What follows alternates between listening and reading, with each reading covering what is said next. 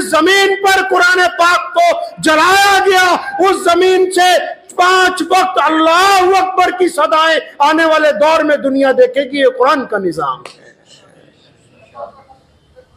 یہ قرآن کی صداقت ہے۔ کیسر نے، کسرا نے، پرویز نے ہمارے نبی علیہ السلام کا خط پھاڑا۔ کہاں ہے پرویز؟ السلام علیکم ورحمۃ اللہ وبرکاتہ۔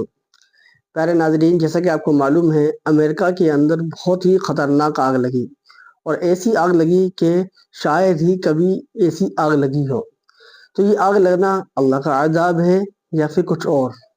اسی کو لے کر پنجاب کے شاہی امام مولانا عثمان لدھیانوی رحمانی صاحب نے بہت ہی شاندار بیان دیا۔ چلیے سب سے پہلے مولانا عثمان کا یہ بیان سنتے ہیں اور اس پر عمل کرنے کی کوشش بھی کرتے ہیں۔ ویڈیو کلپ آپ اپنی اسکرین پر دیکھ سکتے ہیں۔ قرآن پاک کی بے ادبی اگر کسی جگہ کرتے ہیں عذاب نہیں آنے والا، تمہاری نسلوں میں کلمہ لا الہ الا اللہ محمد الرسول اللہ پڑھنے والے لوگ پیدا ہوں گے، اور جس زمین پر قرآن پاک کو جلایا گیا اس زمین سے 5 وقت اللہ اکبر کی صدائیں آنے والے دور میں دنیا دیکھے گی۔ یہ قرآن کا نظام ہے، یہ قرآن کی صداقت ہے۔ کیسر نے، کسرا نے، پرویز نے ہمارے نبی علیہ السلام کا خط پھاڑا۔ کہاں ہے پرویز؟ کہاں ہے کیسر و کسرا؟ کہاں ہے ہرمز؟ کہاں ہے فرانس کے بڑے بڑے شہزادے جنہوں نے پوری طاقت کے ساتھ بیت المقدس کو گھیرنے کی کوشش کی؟ اللہ تبارک و تعالیٰ کے قرآن کا نظام ہے۔ قرآن پاک اپنے انداز سے قائم کیا گیا، ایسی کتاب دنیا میں نہیں ہے۔ قرآن مریضوں کے لیے شفا ہے، قرآن نا امید لوگوں کے لیے امید کی کرن ہے، قرآن بزدل لوگوں کے لیے ہمت کا پیغام ہے، قرآن نفرت کے درمیان محبت کو پیدا کرتا ہے۔ تو قرآن پاک کی جب کہیں بے ادبی ہوتی ہے تو پھر وہاں پر قرآن پاک کو ماننے والوں کی بنیاد رکھ دی جاتی ہے، قرآن پاک کی تعلیم کے عام کا فیصلہ کر دیا جاتا ہے۔ یہ اللہ تبارک و تعالیٰ نے دنیا کو بارہا دکھایا، ایک بار نہیں۔ اس میں کوئی مسلمانوں کا کمال نہیں ہے، نہ مسلمانوں کی تعداد کا۔ اللہ نے خود فرمایا کہ میں نے اس کی حفاظت کا ذمہ لیا ہے۔ اللہ نے فرمایا کہ میں نے قرآن کی حفاظت کا ذمہ خود اٹھا رکھا ہے، قیامت تک اللہ کی یہ کتاب قائم رہے گی، قیامت تک۔ پیارے نبی حضرت محمد رسول اللہ صلی اللہ علیہ وسلم کو یہ خوبصورت کتاب عطا کی گئی ہے۔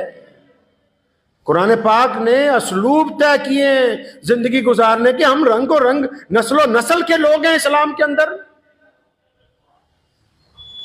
حرم کے بیٹوں میں مکہ مکرمہ سے آپ دیکھ لیجئے، دنیا کی جس مرضی سمت میں نکل جائیے، قرآن پاک جو ہے کسی ایک قوم کا، ایک رنگ کا، ایک زبان کا، ایک نسل کا تھوڑی ہے۔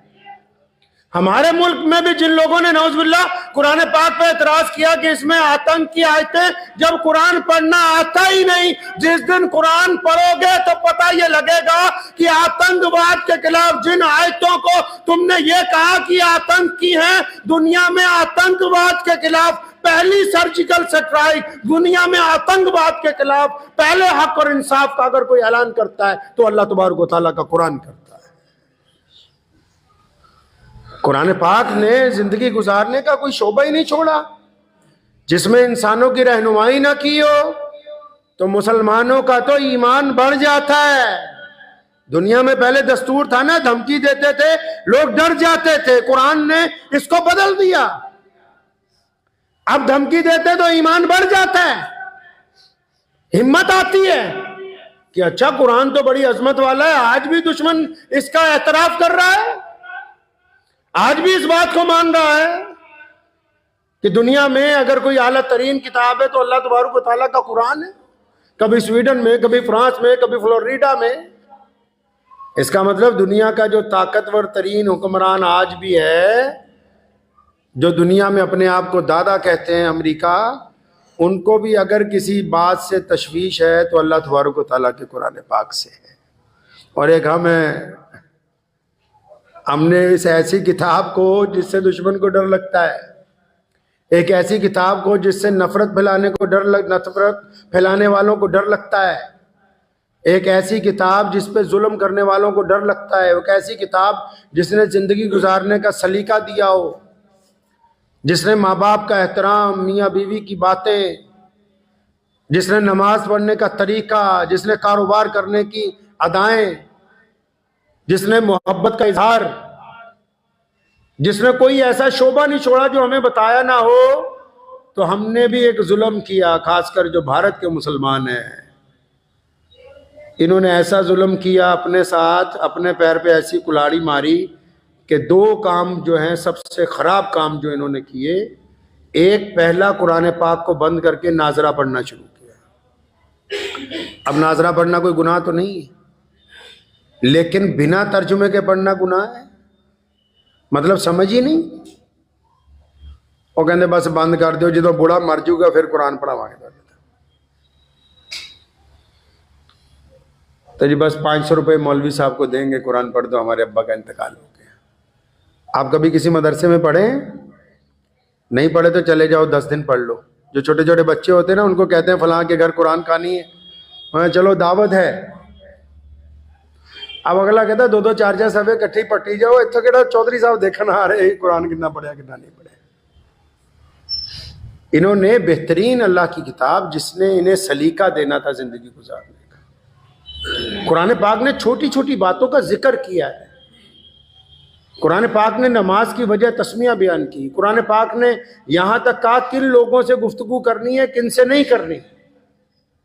قرآن پاک نے یہ کہا کہ یتیموں کے ساتھ معاملہ کیسے کرنا ہے، قرآن پاک نے یہ بتایا کہ ظالموں کے ساتھ کس طرح گفتگو کریں گے، قرآن پاک نے کہا کہ سڑک پر چلنا کیسے، بیپار کیسے کرنا ہے، بھائیوں بہنوں کے ساتھ معاملات کیسے ہونے ہیں، مال کی تقسیم کس انداز سے کی جانی ہے، بیمار ہو جاؤ تو شفا کیسے ملے گی اس کتاب میں سے، سائنسدان بننا ہے تو کون سی آیتیں ہیں قرآن پاک کی جو دنیا کے رموز کھولتی ہیں۔ رسول اللہ کبھی سمندر کی طرف ایک قدم نہیں بڑھے، اور تحت الثری کا ذکر، تحت الثری کا، سمندر کے نیچے 7ویں تہ کا ذکر قرآن پاک نے کیا ہے۔